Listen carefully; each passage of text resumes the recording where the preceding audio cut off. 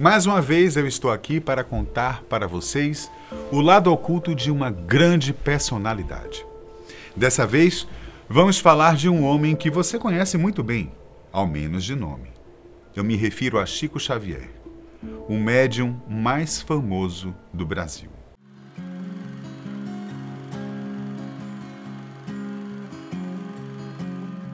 Chico Xavier. Falando bem ou falando mal, você com certeza já ouviu esse nome antes. Mesmo que talvez não saiba detalhes sobre a vida ou sobre os feitos desse homem, você certamente conhece um pouco de sua controversa fama. Chico Xavier, ou apenas Chico para os íntimos, é um símbolo da religião espírita no Brasil, tendo publicado mais de 400 livros. Acredite ou não, é considerado o autor brasileiro com mais material comercializado na história. E pasme, reza a lenda que todo o dinheiro que ganhava com tais livros era destinado à caridade. Esse fato de que ele não guardava dinheiro e de que ajudava as pessoas mais carentes é muito conhecido pelos brasileiros. Mas quem realmente foi Chico Xavier? Essa é a história que irei lhe contar hoje. Chico Xavier. O que realmente existe por trás desse tão emblemático nome. Nossa história começa em Pedro Leopoldo, uma cidadezinha muito agradável de Minas Gerais. Por lá, em 1910, nascia Francisco Cândido Xavier. Aos 5 anos, ele infelizmente perdeu a mãe. Devido às baixas condições financeiras, seu pai não pôde arcar com a criação de todos os irmãos e enviou Chico para a casa de sua madrinha. Foi nesse local que a mediunidade do menino começou a florescer. Como era muito maltratado, ele recorria às orações para se sentir confortado. Assim, sua ligação com o sobrenatural despertava lentamente. 4 anos depois, o pai de Chico se casou novamente, podendo criar todos os filhos. Chico volta então a morar com o pai e a nova madrasta, Dona Cidália, que felizmente o tratava muito bem. Quando tinha 17 anos, Chico teve seu primeiro contato oficial com a doutrina espírita. E foi esse seu passo inicial para se tornar uma figura tão importante quanto acabou sendo. Como você já deve ter ouvido falar, Chico psicografava cartas. Isso quer dizer que ele usava sua mediunidade para entrar em contato com as almas daqueles que já se foram e transferir suas mensagens aos vivos em uma folha de papel. Para simplificar, vamos dar um exemplo. Suponhamos que uma mãe tenha perdido seu filho em um trágico acidente de carro. Ao procurar Chico, ela deixava que o espírito do morto usasse seu corpo para escrever uma última mensagem para sua mãe. O fato mais espantoso nessa história é que, no geral, as cartas continham detalhes muito íntimos, não havendo a menor possibilidade de Chico conhecer tais informações. Essa habilidade, junto aos seus vários livros, construiu a grande fama daquele homem simpático e alegre. Como você pode imaginar, essa fama também veio acompanhada de muitas polêmicas. De um lado, víamos milhares de pessoas seguindo os ensinamentos de Chico, formando filas gigantescas para ter a oportunidade de conseguir uma carta psicografada pelo médium. Já do lado oposto, outras várias pessoas contestavam a veracidade de tal habilidade.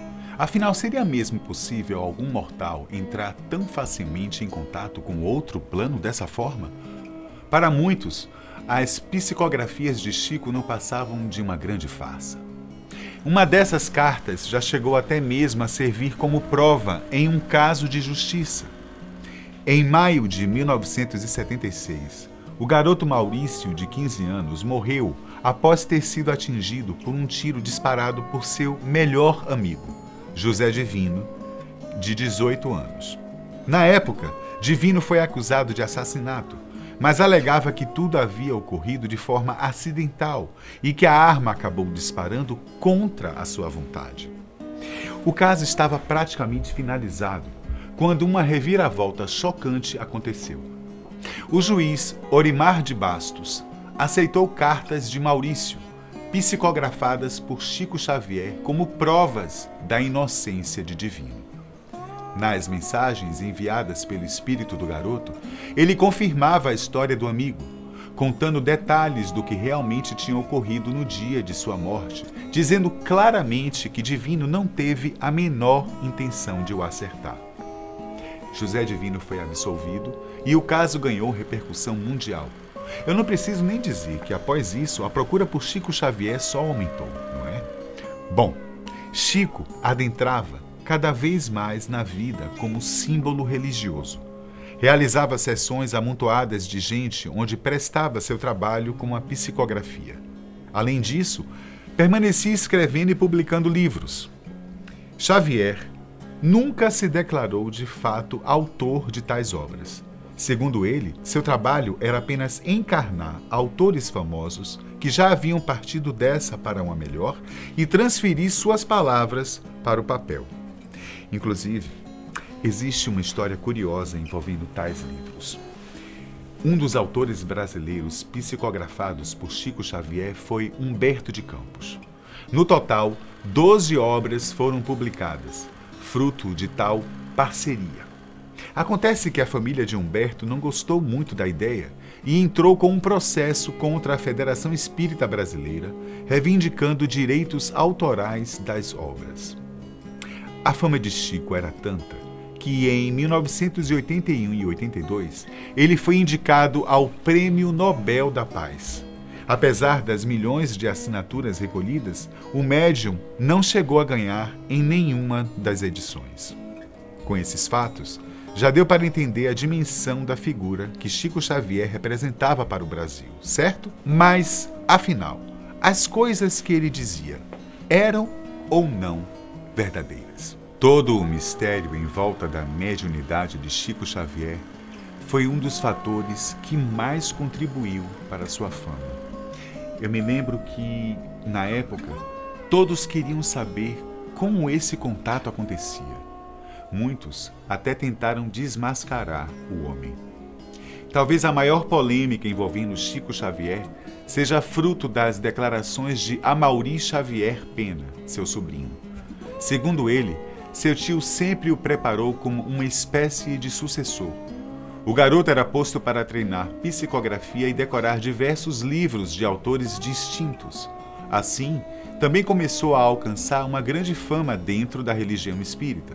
Porém, em 1958, Amaury Pena declarou ao Jornal Diário de Minas que as obras que ele e o tio psicografavam em Pedro Leopoldo não passavam do resultado de sua criatividade e facilidade para imitar o estilo de poetas famosos. Assim, alegou que Chico Xavier era uma grande fraude. Na entrevista, o rapaz disse que o tio já não conseguia mais abandonar as mentiras que cultivou por tantos anos e que, para não ter o mesmo destino do tio, preferiu confessar toda a farsa o quanto antes. Após esse acontecimento, Amaury, que era alcoólatra, acabou sendo internado em um sanatório onde viveu até o fim de sua vida. Realmente isso é uma afirmação preocupante. Afinal, Amaury era seu sobrinho próximo. Outra polêmica envolvendo as psicografias de Chico Xavier são em relação à sua recusa em se deixar passar por uma análise científica durante suas sessões. O intuito do estudo era comprovar o que de fato acontecia na cabeça do médium ao receber as mensagens do outro plano. Caso na realidade fosse ele o autor de tais textos, o exame comprovaria que a atividade era produzida por seu próprio cérebro. Como se recusou a passar por tais testes, na época, muitas pessoas questionaram a veracidade dos poderes de Chico. Como diz o ditado, quem não deve, não teme, certo? A irmã de Chico também provocou alguns transtornos para o médium. Ao se pronunciar na mídia, Dona Maria Xavier disse algumas vezes que, na realidade, as habilidades de Xavier eram fruto de treinamento e estudos. Além disso, por 2 vezes, Chico errou a data de sua morte. Segundo ela, o irmão lhe disse mais de uma vez que espíritos superiores lhe haviam revelado a data da morte de Maria. Porém, quando o fatídico dia chegava, ela continuava lá, Vivinha da Silva. Mas então, Se tudo não passava de uma farsa, e se Chico Xavier levou anos de sua vida treinando até ser capaz de estabelecer uma técnica perfeita, a ponto de enganar a todos os seus seguidores, como poderia ele adivinhar e prever tantos fatos? Como eu disse anteriormente, Chico conseguiu em suas cartas relatar detalhes muito íntimos da relação entre vivos e espíritos. Na maior parte das vezes, ele nem mesmo conhecia as pessoas para quem escrevia. De tal forma, é meio impossível relatar particularidades tão singelas, sem a ajuda daqueles que já desencarnaram. Outro ponto positivo para a reputação de Chico veio junto com sua partida para o outro plano. O médium dizia que nunca conseguiu prever o dia de sua própria morte, mas que os espíritos lhe confessaram que sua hora aconteceria em um dia de muita alegria e festa para o povo brasileiro. Pois bem, ele desencarnou justamente no dia 30 de junho de 2002, bem quando o Brasil se consagrava pentacampeão da Copa do Mundo de Futebol.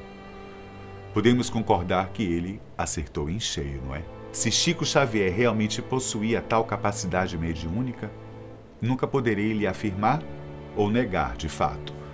O que você precisa saber é que sua passagem pela Terra inspirou diversas pessoas a buscar um caminho mais espiritualizado e bem mais humilde. Até nos dias de hoje, milhares de pessoas seguem suas palavras. Chico foi um homem que teve muito o que ensinar. Mas muitas pessoas têm uma dúvida em comum. Chico tinha contato com vários espíritos ou com alguma única entidade? Muitos dizem que Chico conseguia contato com qualquer espírito, afinal, ele psicografava cartas de várias pessoas. Porém, Chico também tinha uma entidade como amiga. Ele a chamava de Emmanuel. Era um espírito que o acompanhava desde a infância e lhe revelava muitas coisas. Emmanuel era um espírito superior. Ficou ao lado de Chico até a sua morte, mas no fundo, ainda me restam alguns questionamentos. Poderia Chico Xavier ter nos enganado todo esse tempo? Desde sua partida, nunca houve sinais de suas manifestações confirmados. Por qual motivo ele não se manifesta e prova a todos que esteve certo esse tempo todo? Ele poderia simplesmente ser esquizofrênico? Às vezes, provar a sua verdade é se desvalorizar. Mesmo quando existem provas, muitas pessoas ainda insistem em acreditar no contrário. Esse foi o lado oculto de Chico Xavier que, na verdade, não sabemos a verdade absoluta sobre esse lado do médium. Por hoje, eu fico por aqui, mas nos encontramos no próximo vídeo. Valeu?